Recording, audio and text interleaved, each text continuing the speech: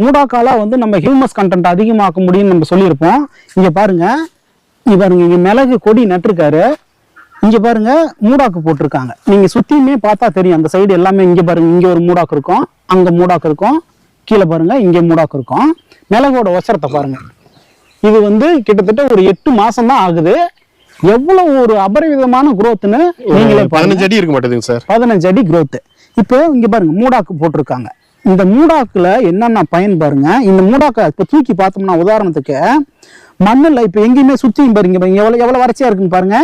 இந்த மூடாக்க தூக்கி பார்த்தோம்னா அவ்வளவு ஈரமா இருக்கும். இதுல மூடாக்கல என்னென்ன நன்மைன்னு பாத்தீங்கன்னா, ஃபர்ஸ்ட் பாத்தீங்கன்னா மூடாக்குனால நீர் ஆவியாகிறது தடுக்கப்படும். நீங்க விடுற தண்ணி 3 நாளைக்கு ஒரு தண்ணி கொடுக்குறீங்கன்னா, இந்த மூடாக்கு பயன்படுத்தினீங்கன்னா வாரம் ஒரு தண்ணி, 10 நாளைக்கு ஒரு தண்ணி கொடுத்தா போதும். சரிங்களா? ரெண்டாவது, கொடுக்குற மூடாக்கு இருக்கு இல்லைங்களா, மக்கி மக்கி மக்கி என்ன ஆகும், அது மண்ணுக்கு நல்லா உரமாகும். புரியுதுங்களா? மூணாவது, களை இருக்கு இல்லைங்களா, இந்த மூடாக்கு போட்ட இடங்கள்ல களை தொந்தரவு உங்களுக்கு நிச்சயமா இருக்காது. களையை முளைக்க விடாது. சூரிய வெளிச்சம் இருந்தா தானே களை விதை முளைச்சு வரும். சரிங்களா? சூரிய வெளிச்சம் இல்லைங்கிற பட்சத்துல களை விதை முளைக்காது. அப்ப களை அரெஸ்ட் ஆகுது. ரெண்டாவது, மக்கி மக்கி இது மண்ணுக்கு நல்லா உரமாகுது. மூணாவது, ஈரப்பதம் நல்லா மண்ணுல வந்து எப்பயுமே ஈரப்பதம் இருந்துகிட்டே இருக்கும். ஹியூமஸ் கண்டென்ட் அதிகமாகும்.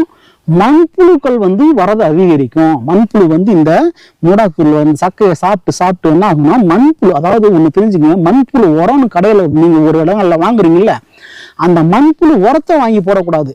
தோட்டத்துல மண்புழுவை உருவாக்கணும்.